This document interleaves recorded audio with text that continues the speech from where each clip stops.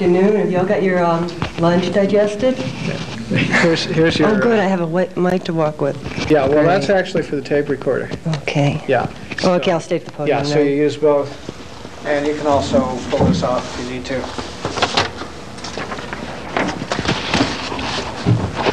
Okay. It's nice to see you all again. Okay, we can lower the lights and just put up my first slide. Whoever's going to... Oh, I can do it from here. Great.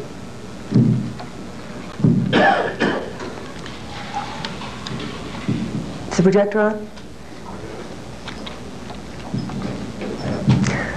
While we're getting that done, I'm going to take you through a bit of a roller coaster ride through nonlinear dynamics and new non-conventional energy technology engineering techniques. And I'm giving this talk for a very important reason. I can say this because I'm among friends, all my old friends here. After 10 years of coming to these conferences, and at each conference we hear about some really exciting breakthroughs, we still haven't made any changes in the outside world. How many people here today came to this conference in a vehicle that was not propelled by combustion? See, that's sad. I came in a jet, and then I drove here in a car. This is not due. It's not our fault. The good news is it's not our fault. I can say this because I'm among friends too. I think I've seen enough hot air rise from all the non-conventional energy technology conferences in the past decade to power all the vehicles in the United States. We just have to put a speaker at each vehicle and a hot air balloon. We've said a lot of wonderful things. We've actually gotten a lot of wonderful effects. But we can't get through the R phase to the D phase. We can't get these devices developed. Okay, too loud? Is that better? That's better? We can't get our devices developed and commercialized and out into the world. This statement is really key because all of science and all of physics is based around this statement. All of engineering, certainly. That all physical reality is modeled mathematically, and once we can model it, then we can have a science, we can have a real science. What we've had instead is a bunch of us, a number of us around the planet in the past few decades, working diligently as experimentalists, just struggling in the dark, tinkering and toying with devices until we get an effect.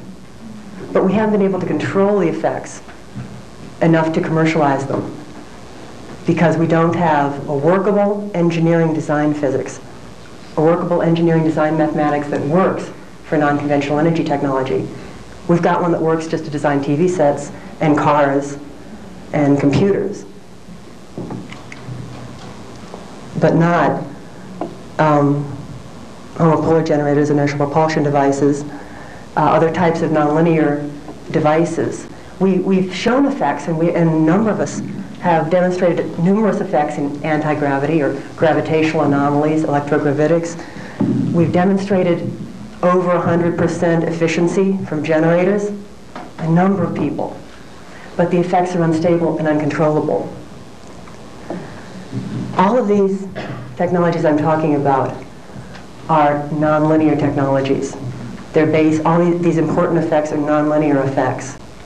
Now the really good news is we now have, it's just come up in the past few years, the ability, the tools to do proper design engineering on non-conventional devices, on nonlinear devices, and to predict where we're going to get our effects, how to control them, how to keep them stable, and actually commercialize these types of devices and get them out to the world. You see, we all went to school, and they taught us Diffie Qs. And assuming most people here are engineers or physicists, or at least you know some design physics.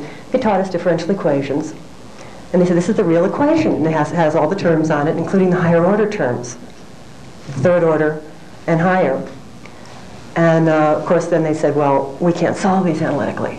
We can't do it, so we're going to chop these terms off, truncate the equation, and just solve the linear equation. They said, well, that's good enough for government work, right? I mean, it's good enough to do our conventional electronics and conventional mechanics. And so it's given us the technologies, our conventional technologies that we have today. But the math is incomplete. It's inadequate. We've always known what the real equations are to properly model a system, but we couldn't solve them. Now, just in the past half-dozen years, computers have evolved so incredibly. Remember when we were just getting our first Apples with 64K? It was just a few years back. And now they've got the little handheld 286 IBMs. We've got megabytes in our laptops. So the kids in school are coming up, I'm seeing babies playing with CAD systems like they're Tinker Toys. It's really exciting. The kids in college now, we have a number of engineering students that work in our lab each semester on different non-conventional energy technology projects from the State University of New York. And they're learning this stuff. So everybody in this room, we're already obsolete as engineers and physicists unless we go back and learn what the kids are learning in school today and learn how to master the new physics and the new technologies. With computers, of course, we can do numerical analysis and we can get these solutions. Some equations can be solved analytically. A prime example is you take the wave equation, you tack on an extra term, a third-order term, and you get solitons. You get these entities that behave like particles, that there's no way in hell you would predict their existence if you just using the truncated wave equation that we use all the time in physics and engineering. So you're losing solutions when you chop off terms. When we solve the proper equations, we can get all the solutions, and some of those solutions are going to say, this is where you're going to get your electrogravitic gravitational anomaly effect. This is where you're going to go into this superconducting like effect in generators and get over 100% efficiency. This is when these things are going to happen. These are the boundaries in which it will happen. This is where you will lose the effect. If you go over a certain number of RPMs, you're going to lose the effect. And we can accurately predict this. A real key point about all our nonlinear systems, our non-conventional energy technologies, is they are all open systems. So I'm at a really strategic point in the program here because a number of the speakers have introduced some of the concepts that I want to go through with you. I'm not even going to throw any equations at you. I'm not going to try to attempt to teach you, a few semesters worth of math in 40 minutes. I want to get some concepts across, give you some references. You can go back, read up on this, go back and audit a few courses, and then run, not walk, to your nearest college or university and hook up with some bright young kids that are into doing it. See, they're young. They don't know it's supposed to be hard yet. They think it's fun. And you can put them on and say, gee, I need this Hendershot generator tuned. Can you calculate where the proper resonance is going to be? And we can get it done. So let's just go through some basic definitions, and then we'll get into some of the technologies and discussions of how we need to design them. Basically, dynamics, when I use the term, is any motion in physics and electromagnetics. Stochastic behavior, randomized effects based upon initial conditions and or input signal. All systems exhibit some type of stochastic behavior. And in nonlinear systems, we're going to get a critical dependence on input. Not just the controlled input that we're purposely entering into the system, but often environmental input as well. Mechanical, electromagnetic vibrations in the direct vicinity of the device. Linear, of course, is a straight line response. Nonlinear is not a straight line response. Different types of nonlinearities. There are two major categories. I just want to, don't worry about absorbing everything. I just want to get the concepts to you so that by the end of the talk, you've got a clear concept of the most important points. There are single-valued functions, no memory, multi-valued functions with memory. This is all textbook stuff here. The first stuff I'll go through quickly. Single-valued functions, there are simple analytic functions, there are powers, sinusoids, exponentials, and products. An important aspect of the single-valued functions is that they all possess convergent Taylor expansions. Then there are bilinear systems. Okay. Piecewise linear approximation. And these are characterized by linear relations for different regions, not analytic at all points, and by discontinuities. Then we have our multi-valued functions. There's the overlap type for magnetic and elastic, and a backlash type for a stick slip, okay, or for friction. And of course, well, I said most, but all. You're so trained over the years never to say all and always, but basically all our non-conventional and Tesla technologies exhibit nonlinear modes of behavior. Sorry, I'm losing the mic. And these are the modes that we're looking for. These are precisely the effects that we're trying to get out of our devices, that when we model them with our conventional engineering map, they're not predicted at all. You model all your parameters, and nowhere is it going to say you're going to get a 100% efficiency, or you're going to get an anti-gravity effect or a propulsion effect. The things that we really see happen. Some of the aspects of nonlinear behavior. An important one is that nonlinear systems have several noticeable characteristics that are different than linear systems. And when you know this, you can look at a device or look at a technology and know right away if you're looking for a nonlinear response. The stability of nonlinear systems is more complicated than in linear systems. The stability of nonlinear systems in the neighborhood of an equilibrium point does not imply any global property. Okay, and this is going to be really important for the spatial design in some of our technologies, and also in the time domain. There may be many equilibria, some stable, others not. Only a limited region of convergence, domain of attraction, around any equilibrium point which is asymptotically stable. And this is going to be a key thing. I'm going to go through attractors in a few minutes. An example of this that I'm assuming a familiarity at this point in the conference, that by now you've heard enough about some of the other non-conventional energy technologies that you know what I'm referring to, are Hendershot and Morey type generators that require a lot of priming and tuning in order to work.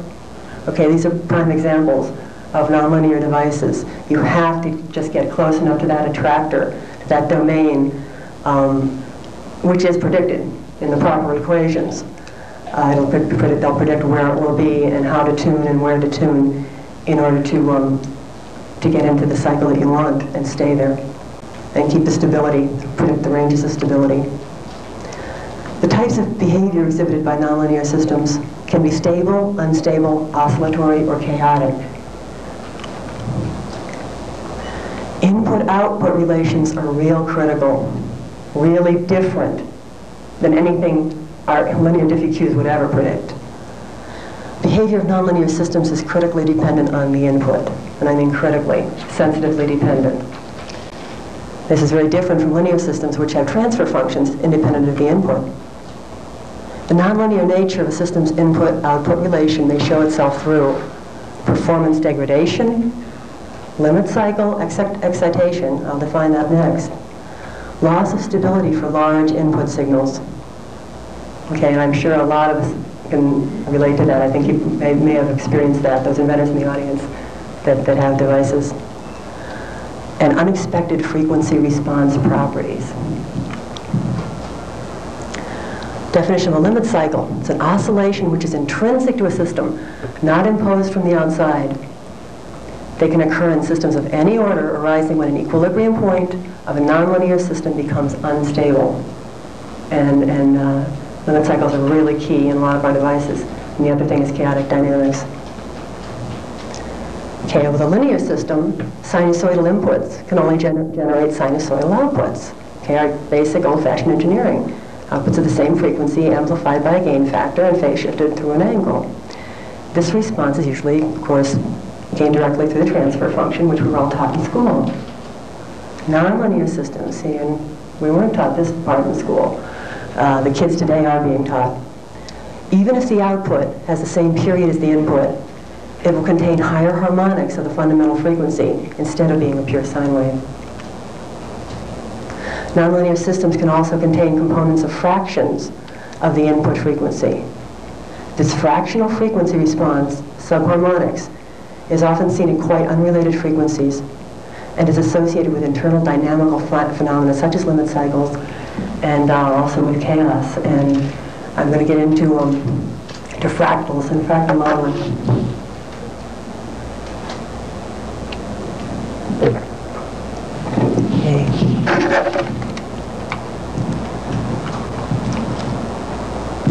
Frequency response analysis for nonlinear systems can be useful, after all, because of harmonic content of the output signal. So we can do it. It's usually dominated by a small number of frequencies.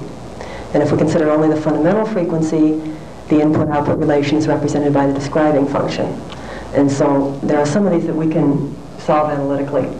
We can do regular analytic analysis. Do our differential equations and solve some nonlinear systems and design them. The describing function, as a nonlinear analog of the transfer function, depends on the input amplitude.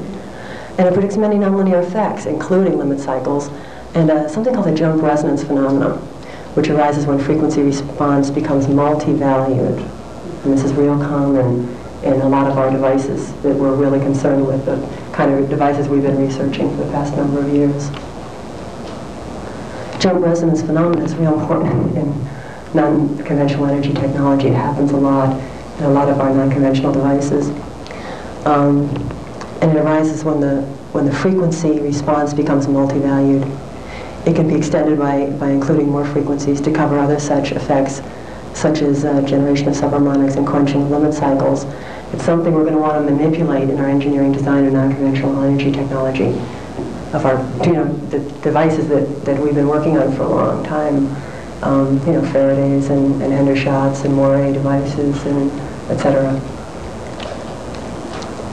These are just, I'm flashing you some examples. Don't worry about absorbing everything. Just pictures of some of the describing functions for some different things. See, there's a nonlinearity with a dead zone. These can occur quite often. Singular point behavior is a real important phenomenon in nonlinear systems. And this is where you'll suddenly get an anomalous effect out of nowhere and then lose it again. And but if you use the right math, you can predict exactly where you're going to get it. And if you want it, how to get it. And if you don't want it, how to avoid it. How to engineer it out, or how to engineer it in.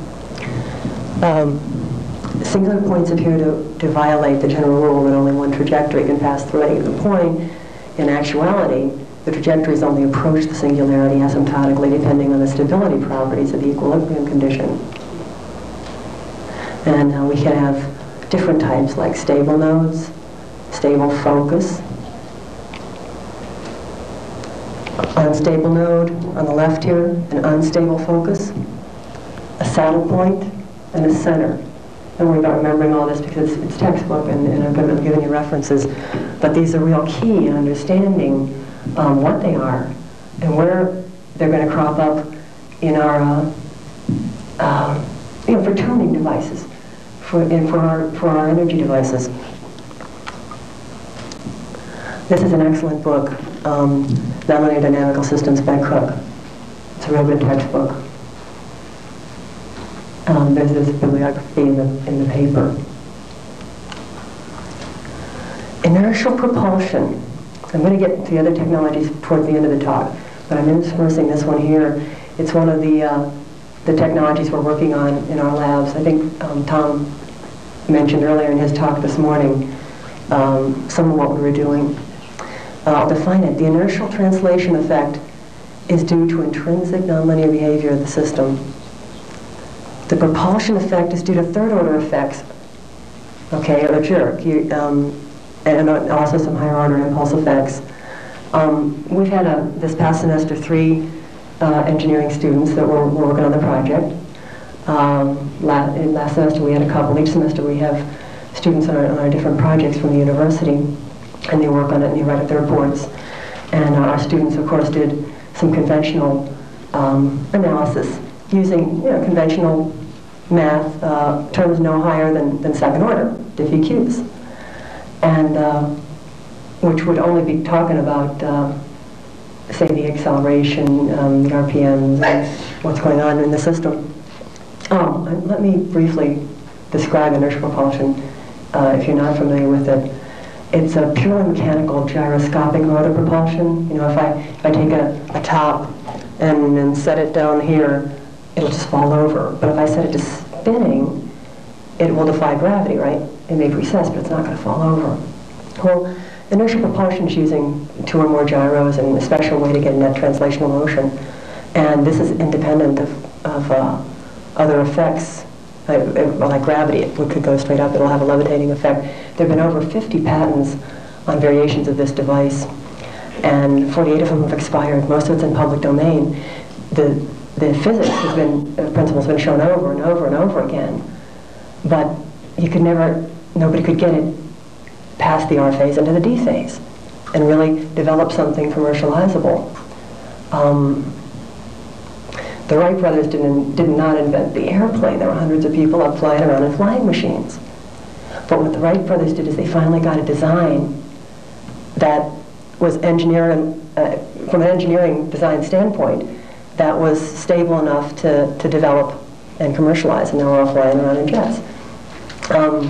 I used to fly space vehicles, and I have talked to there are possibilities of using this type of device on satellites for satellite maneuvering mechanisms. It could be very easy, you know, but for levitating, for just translational motion along the ground, completely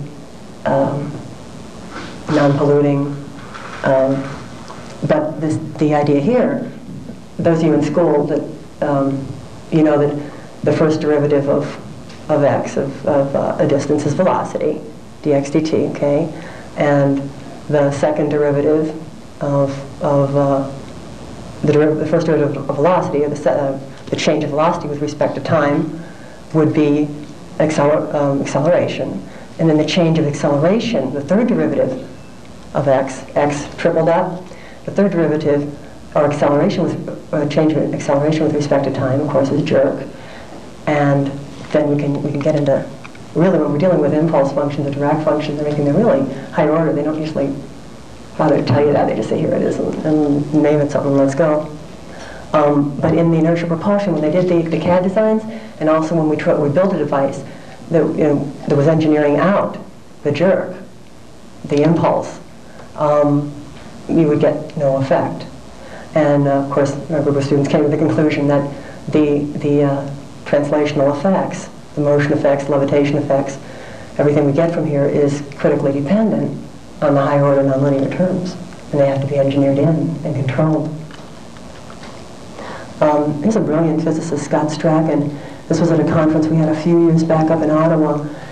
He's doing a demonstration, a levitation demonstration of a device. This is the guy that invented piezoelectric polymer, polyvinyl fluoride. If any of you guy engineers are familiar with this, that's being used in a lot of neat new engineering technologies, we're using it. Could you say what that was that he invented again? Polyvinylidene fluoride. It's piezoelectric polymer that's being used in a lot of new technologies where we use some of it in some of our sensors. But anyway, he was doing a demonstration here that, of course, when he turned, it's on a scale, and when the device is turned on, it loses weight. He's a real strict physicist, so he was trying to do a strict type of demonstration where people might have their devices just moving, you know, across the floor. If you picked one up and held it in your arms, it would pull you. It's a black box. It's not pushing against anything. It's a really interesting experience. How much weight does it lose? Oh God, I forgot exactly. It's in the paper, and in fact, it's available in the bookstore. The proceedings from that conference. It's the Hull Ottawa Planetary Association for Clean Energy PACE conference a few years back. I think they just published it this year. I'm going to refer to it again later for another technology. These are just a few examples of patented variations of different nonlinear propulsion devices, impulse drives. This is a report from one of our groups of students at the end of a semester. summarizing what they did. And of course now they're going to, of course, pursue the nonlinear analysis, numerical analysis, and application in CAD designs to engineer in our higher order nonlinear terms into the system. Okay, now this is a real crucial term. An attractor, and I mentioned this earlier, asymptotically attracts nearby trajectories to itself, resulting in asymptotically stable equilibria and in orbitally stable limit cycles. All right? This is the math we're going to be using to model our reality, which we are using to model our systems now. So it's important to know the terms. There's going to be a domain of attraction, and you might just think of that. When I say that, it's a very broad term. That can be a domain in which you can have stable oscillations, a domain in which you can have a certain effect occurring. Limit cycles, again, are oscillations which are intrinsic to a system but not imposed from the outside. And typical forms of oscillatory behavior which arise when an equilibrium point of a nonlinear system becomes unstable as a result, for example, of excessive gain being applied in a control loop, would be a limit cycle. You would get them arising in our electronics. The system will always return to the domain of the attractor after being temporarily disturbed. Okay, this is an example. There are a couple of attractors, a point in a cycle, and a third limit set. Just so you know what they look like. Don't worry about this now, it's textbook. Unstable equilibria, whether static or dynamic, are associated with boundaries between regions where different types of behavior are exhibited. And here we have two attractors, and they're both point attractors. You know, other types of attractors too, I'll show you some. And a third limit set is also a point. And you have these domains. And I won't go into all the terms, but there's a separatrix, there's a region in the middle. See, this is really important in our nonlinear devices. When we move, we tune it a certain way, we have certain parameters, we move into a domain where we're getting our effect. And then we slip out of it a little bit and we move into another boundary region. Suddenly you've totally lost it. And it's to be able to predict exactly where those are very important. Strange attractors. These are the attractors that describe chaotic systems. And these are going to be some of the most important systems, especially in Tesla technology. Strange attractors may or may not be asymptotically attractive to neighbor trajectories. They're associated with quasi-random behavior called chaos. And chaos, of course, is incredibly ordered. When I say that term, I don't mean randomness by any means. An unstable limit cycle is the boundary of a maximal domain of attraction.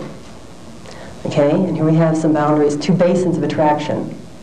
All right, so that especially when we have nonlinear dynamics and something's in motion, whether it's a plasma, whether it's a magnetic field generated from a spinning device, whether it's a motional electromagnetic field or electrogravitic, it can slip from one domain into another domain.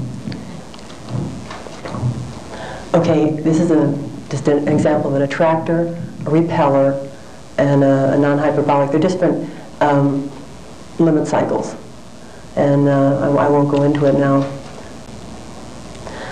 These are strange attractors, which are describing forced nonlinear oscillators. Whenever you have a strange attractor, you have chaotic dynamics. And again, chaos is extremely ordered and has beautiful, I'm at a great point in the program because some of the other speakers introduced some key points like open systems. All of our devices are open systems. They're really dependent on the environmental input and even the output. But this morning Coram was mentioning the fractal analysis, the chaotic dynamics of course, plasma, lightning, and then ball lightning, and how we're doing the modeling. So here we have a model of the behavior of forced nonlinear oscillators. Just to give you something that, to picture. Here are the reversals of the Earth's magnetic field. And here we're modeling it. Chaotic dynamics again. Okay, here are just briefly some pictures of a point, closed orbit, Birkhoff, Lorentz, Rossler band, Rossler funnel. The Rosslers are going to come up in a minute. They're of key importance. But they're different types of attractors, so you can get an idea that when something comes into there, they entrain something. They entrain something to a certain trajectory, okay? A trajectory, an attractor can be any of a number of field effects or physical effects. But mathematically, these are how they're modeled. And these are just some pictures of some strange attractors. This is an excellent reference. This is one of the best. It's a 4-volume set. Abraham and Shaw. Get all 4 volumes. I think the last volume just came out this past year. Best tutorial you can find. You can teach yourself. I mean, if you basically went to college and studied any engineering at all, you can teach yourself from here, no problem. Another excellent book. This is technical. This one's non-technical. Wonderful conceptual introduction to the field. It was New York Times #1 on the New York Times bestseller list for about 6 months there. So if we haven't read it here, we're out of step because the general public's reading it. Prime example of chaos, chaotic dynamics. Okay, anytime we have a technology that's involving a plasma input, we've got chaotic input. Now, this is going to be real key because sometimes, in many cases, we're depending on a chaotic input for our effects. We couldn't get the effects we're looking for if we had a linear input or even a lower ordered input. Just flashing some things at you about chaos and feedback systems. These are textbooks again. I'll give you the full bibliography later. This is a feedback system, picture of chaotic behavior. Obviously very orderly. Very orderly, always, again, strange attractors or attractors, the trajectory will always return to the domain of the attractor. It's not random, it's not just going to go off into nowhere unless it crosses a boundary. Okay, and these are chaotic attractors that are real important. They're Rossler bands and funnels. Here's a textbook passage, continuous time feedback, and it's talking about Rossler's chaotic differential equations being equivalent to single loop feedback systems. And again, this is the math that the kids are learning in school today. We're all obsolete unless we just got out of college last year. We've got to go back and read these texts. Oscillations in nonlinear feedback systems. Just to give you an idea what a nonlinear circuit feedback loop, would be for your electrical engineers out there. In periodically forced nonlinear oscillators, they're all being modeled now, many of them with chaotic dynamics. This is in conventional physics, conventional engineering. They're not doing unconventional stuff. They're doing, they're just working in universities and conventional stuff, and in industry. Periodically forced nonlinear oscillators, just flashing some equations. I promised you I wouldn't do that, get into equations with you. And this is an electrical circuit corresponding to the forced van der Pol oscillator, which is a real important one that's used as an example. And it has a key effect in a number of systems. Forced nonlinear oscillator. This is its response profile, and that's really pretty much the attractor domains. Attractors are one of a class of geometrical objects known as fractals. Okay, and fractals are how we model chaotic dynamics, as Quam showed you a little bit of it this morning. Attractors can characterize the behavior of any dynamical system, not just nonlinear. Fractals can model chaotic systems. They can be described by simple equations, very simple. And the equations evolve themselves. It's really amazing. But the consequences of these equations can be endlessly complex. Very simple mathematical formulae can generate very complex geometrical objects, or be very complex energetic behavior patterns and trajectories. So obviously, if we have a Tesla coil input into anything, we can get some real complex behavior. But we should be able to model it. Fractals are characterized by self-symmetry. A small part of the figure looks like the whole. Here's a nice book on fractals, just to show you one type of modeling. You get some amazing vortex patterns. You can get the type Mandelbrot sets and Julia sets that Corin was showing you this morning. You can get an infinite, I mean, as many equations as you can think of. You can get an infinite variety of evolutionary patterns. This is a very good book. It's a compilation from a conference a few years back, of papers. Chaotic dynamics occurs at contacts. Okay, here's another example. We did inertial propulsion. Now we're going to look at how, in our conventional engineering, we're introducing nonlinear behavior, chaotic behavior right into our system all the time. Now, in our conventional engineering, we try to engineer it out. You know, we're not looking for any special effects. We just want the behavior of our conventional electronics to behave okay. In an AC circuit, contact resistance is really impedance, okay? And of course, eta goes to 1 as the interface becomes smaller, the interface, the contact that we're talking about. And the exponent I should have written in eta there. I didn't finish that slide. Exponent eta is related to roughness of the interface, going to 1 as the interface becomes smoother. Impedance is due to fractal geometry at the interface. And this is an intrinsic nonlinearity, so any interfaces in any of our systems, any contacts, relays, you know, we're really going to get these effects. This is just another paper, Theory of the AC Response of Rough Interfaces. And here they did the modeling. See up there in the corner? That's an electron micrograph of the surface of a metal that's being used as this could be a contact lead. We could be using, it could be any type of a contact or a relay junction. They're showing canansets at the bottom, which is a type of fractal analysis. This is not a photograph of a mountain. This is a fractal picture. This is a mathematically generated picture, a simple equation, which is fed into the computer to numerical analysis, and it drew this picture. It could be a mountain range, or it could be the point of a contact lead. The same geometry applies because that's a real physical reality. It just comes out of nature's mathematics. That's our physics. So anywhere we have contacts, anywhere we have relays, anywhere we have two surfaces coming into contact, we're going to be having some chaotic dynamics. And we can't ignore it, or we could model it into our equations. I'm just mentioning this because it's an related phenomenon. There are rapid small oscillations across points of discontinuity.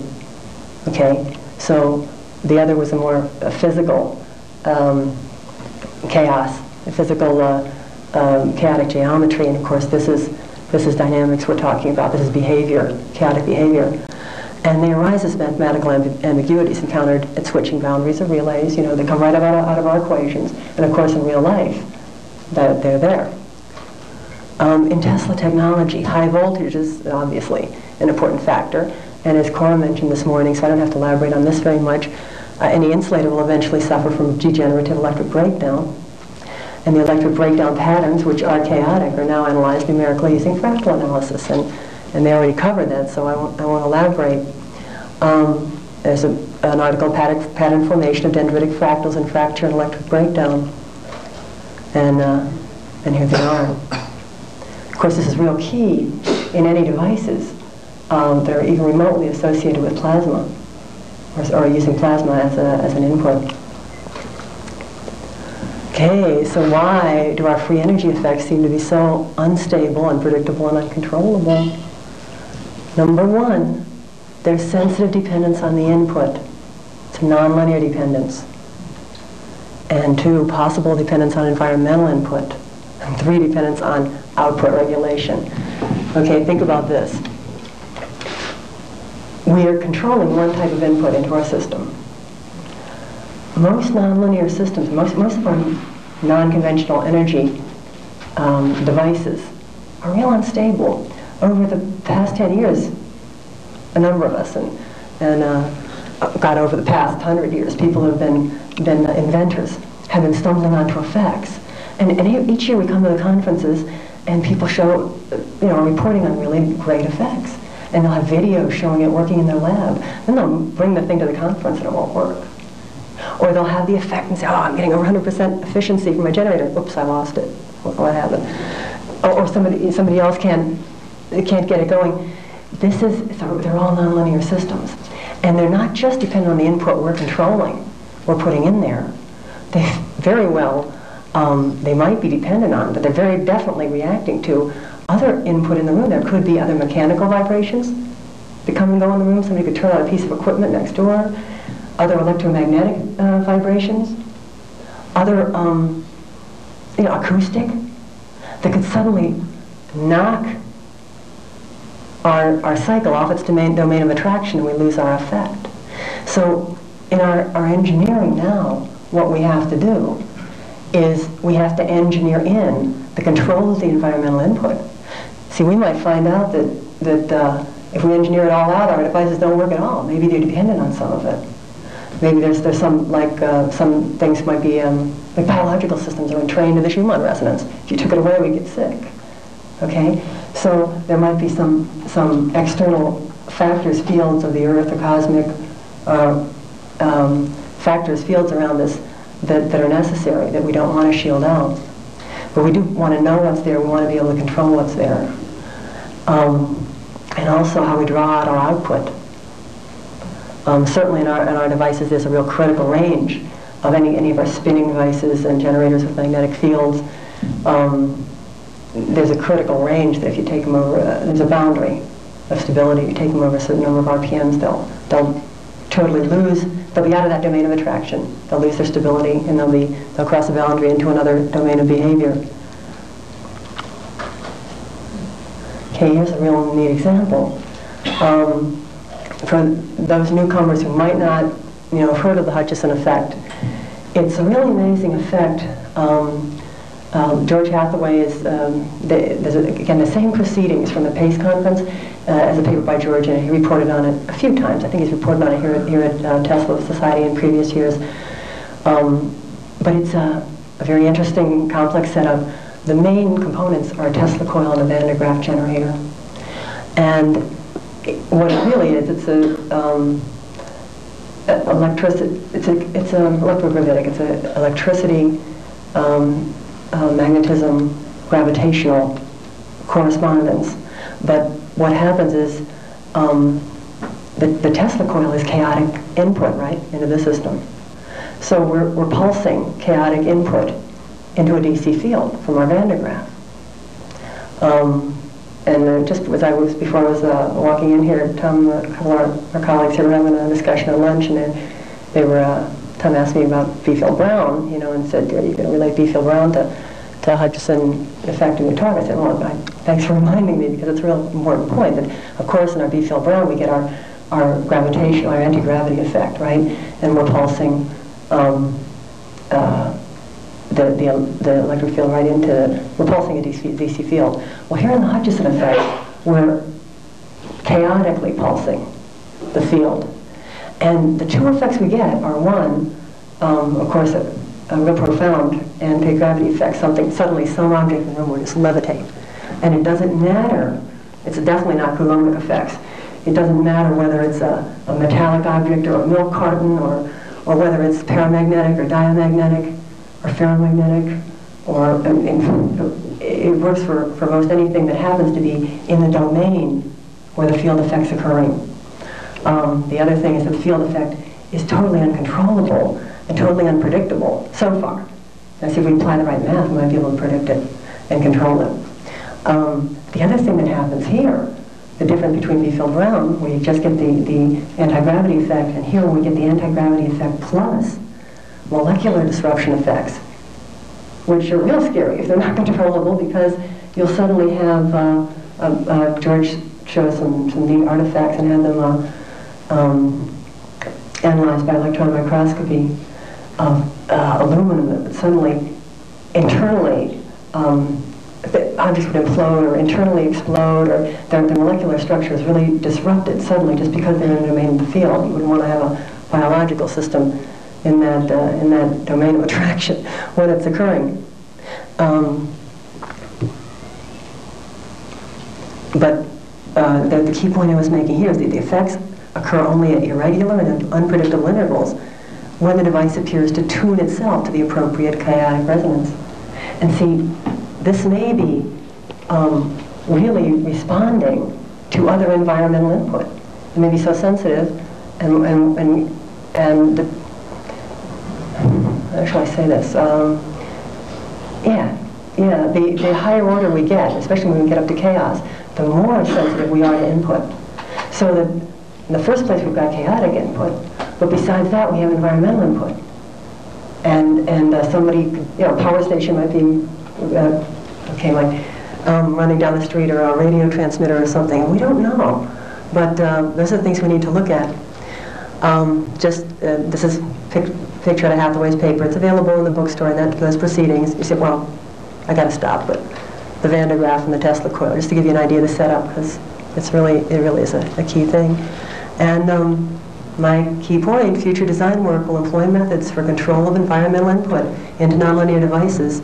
Stability and control of non-conventional energy technology and propulsion devices depends on proper prediction of stability ranges and boundaries.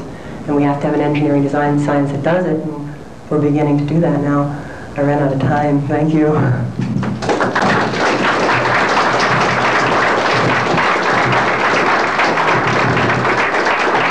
Thanks, Mike.